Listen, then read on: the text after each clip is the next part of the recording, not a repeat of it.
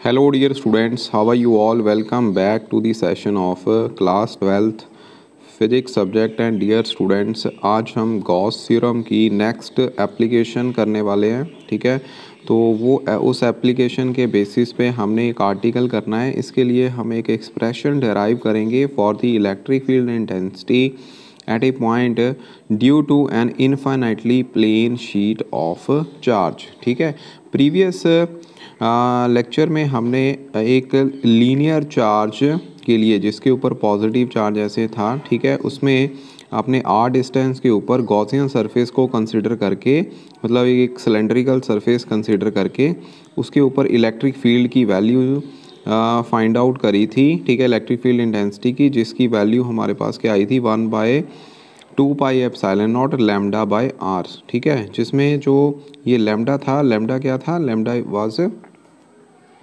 Linear charge density. Okay, तो आज का जो हमारा आर्टिकल रहेगा उसमें हमने जो है इनफाइनाइट प्लेन शीट के लिए, चार्ज शीट के लिए यहाँ पे इलेक्ट्रिक फील्ड इंटेंसिटी की वैल्यू निकालनी है। सो इसमें प्लेन शीट जैसे कि आपका पेपर ही है, ठीक है, जिसके आप ऊपर लिख रहे हो अभी, तो वो पेपर एक प्लेन का ही तरह काम कर रहा है। ऐसे ही आपके पास प्लेन शीट है जिसकी थिकनेस ज़्यादा नहीं है, ठीक है, और ये पॉजिटिवली चार्ज है। अब इसका मतलब ये जो मैंने ऐसे रफली सरफेस बनाया, इसका मतलब इनफाइनाइट शीट होगी। ओके, तो अब आपने इस इनफाइनाइट प्लेन शीट के जिसकी सरफेस चार्ज डेंसिटी हम यहाँ पे सिग्मा मान लेंगे। ठीक है, कितनी माननी है, सिग्मा। सिग्मा आपको पता है सिग्मा के साथ रिप्रेजेंट करते हैं, कंसिडर कर लेंगे। यहाँ पे हमने इलेक्ट्रिक फील्ड इंटेंसिटी निकालनी है at a distance R from the sheet. मान लो ये आपकी आर डिस्टेंस है, ऐसे ही बच्चों इस साइड भी आर डिस्टेंस है। ठीक है, तो आपने इन पॉइंट्स के ऊपर, आर डिस्टेंस के ऊपर जाके क्या इलेक्ट्रिक फील्ड इंटेंसिटी की वैल्यू फाइंड आउट करनी है। ठीक है, इसके लिए आप यहाँ पे एक एलिमेंट्री पोर्शन जो है वो कंसिडर कर लोगे, जिसको हम गॉसियन सरफेस बोल देंगे। ओके, स्मॉल पोर्शन कंसिडर कर लेना है। ठीक है, तो आप यहाँ पे ये आपका ऐसे एक जो है सिलेंडर बन जाएगा, जिसका क्रॉस सेक्शनल एरिया जो है वो ds है। ठीक है, क्रॉस सेक्शनल एरिया कितना है, ds। सिमिलरली क्योंकि ये चार्ज प्लेन शीट के ऊपर है, इट मीन्स इसका इफेक्ट जो है इलेक्ट्रिक फील्ड इंटेंसिटी का इफेक्ट जो है वो राइट साइड भी होगा, लेफ्ट साइड भी होगा। यहाँ पे भी आपने एक S2 सरफेस कंसिडर कर लेना है जो कि आर डिस्टेंस के ऊपर है, और इस साइड भी आपने जैसे कि S1 सरफेस कंसिडर कर लिया, जो कि इसको आप S1 सरफेस कंसिडर कर लो और इसको S3 मान लेते हैं।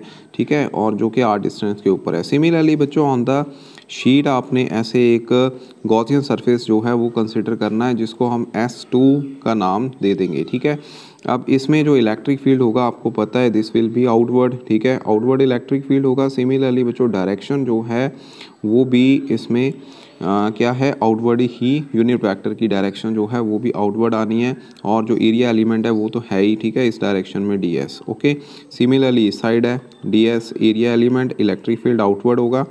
ठीक है, ई एंड यूनिट वेक्टर की डायरेक्शन जो है n कैप, वो भी आउटवर्ड डायरेक्शन में ही होगी।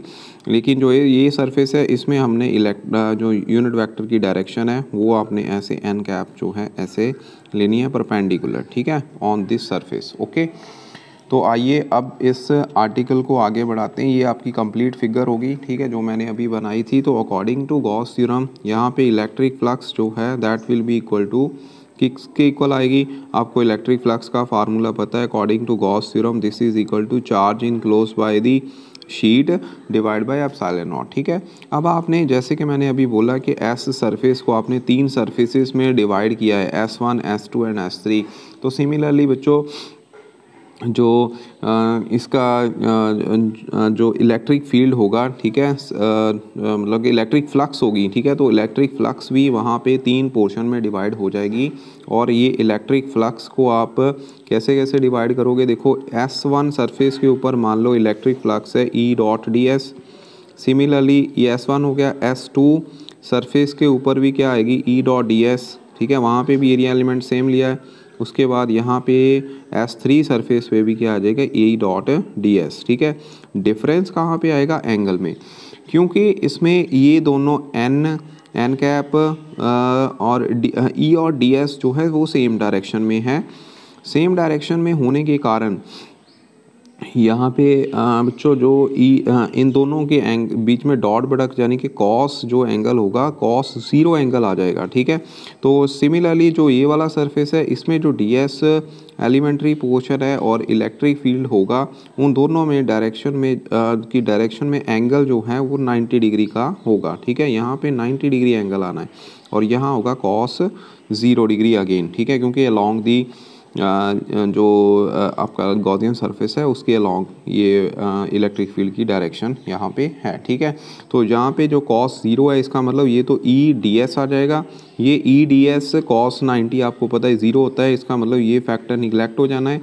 यहाँ पे ई डी एस सीधा आ जाना है क्योंकि कॉस 0 1 होता है equal to Q by epsilon naught, ठीक है। तो इस एक्सप्रेशन को मैं यहाँ दोबारा लिख देता हूँ।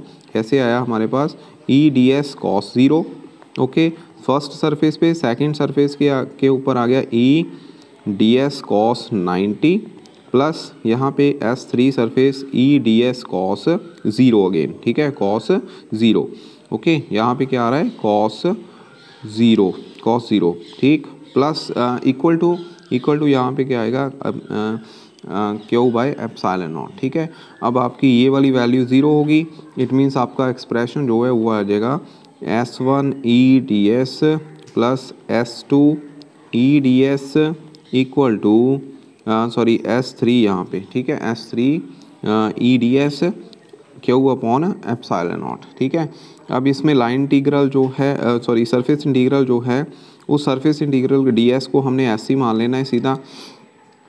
तो आपका एक्सप्रेशन जो है वो E S plus E S आ जाएगा, ठीक है, कि लाइन इंटीग्रल आपने सरफेस इंटीग्रल डी एस का आपने एस के इक्वलेंट यहाँ पे लिख दिया है, ठीक है। तो क्यू अपॉन एप्सिलॉन नॉट आ गया, it means 2 E S is equal to Q upon epsilon naught, means आपकी ई की वैल्यू यहाँ से क्या आ रही है, ई की वैल्यू बच्चों आ रही है Q upon 2s epsilon naught, ठीक है, 2s एप्सिलॉन नॉट। तो आपका एक्सप्रेशन फाइनल एक्सप्रेशन क्या आया, आपका एक्सप्रेशन आया 2 E is equal to Q upon 2s epsilon naught. Now you know that charge per unit surface area उसको हम सिग्मा के साथ रिप्रेजेंट करते हैं। सरफेस चार्ज डेंसिटी इसका मतलब क्यू की वैल्यू आ जाएगी सिग्मा इंटू एस। तो आप यहाँ पे एक्सप्रेशन में जो एस की चार्ज की वैल्यू कितनी पुट कर दोगे, सिग्मा इंटू एस, नीचे क्या आ जाएगा S into epsilon not, S के साथ एस कैंसिल हो गया तो आपका एक्सप्रेशन आ गया E is equal to sigma by 2 epsilon naught, ठीक है। तो आपका फाइनल एक्सप्रेशन क्या आ गया, sigma by 2 epsilon naught. This is your final result, ठीक है, for the infinitely long plane sheet जहाँ पे इलेक्ट्रिक फील्ड इंटेंसिटी की वैल्यू इतनी होगी, ठीक है। जो आप इस एक्सप्रेशन से आपको ये तो यहाँ से क्लियर हो गया कि जो ई है दैट इज़ इंडिपेंडेंट, देखो इसमें आर कहीं नहीं आ रहा, इंडिपेंडेंट ऑफ आर के इंडिपेंडेंट है, ठीक है। तो किसी भी पॉइंट के ऊपर इलेक्ट्रिक फील्ड आप सीधा उसके चार्ज डेंसिटी आपको पता हो तो अकॉर्डिंगली आप फिर फाइंड आउट कर सकते हो, ठीक है। यही अगर आपके पास शीट जो थिन की बजाय थिक शीट होती तो थिक शीट होने के कारण ये एक्सप्रेशन जो है फिर वो चेंज कर जाना था, ठीक है। वो कैसे चेंज करना था, उस इक्वेशन को आपने फिर ऐसे लिखना था, यहाँ पे 2 sigma into S divide by epsilon not के इक्वल आ जाना, डबल सरफेस, ठीक है। डबल सरफेस होने के कारण ये तो बच्चों 2 ई एस ही रहना था, 2 sigma S upon epsilon not, यहाँ पे एस के साथ एस कट जाना था, 2 के साथ 2 कट गया।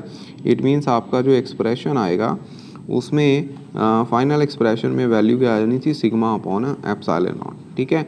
ये तब होना था अगर आपकी शीट जो है थिक होती। पहले हमने जो डराइव किया है that is for the thin sheet, ठीक है। ये वाला आपने एक्सप्रेशन जो किया है this is for the thin sheet, okay, thank you.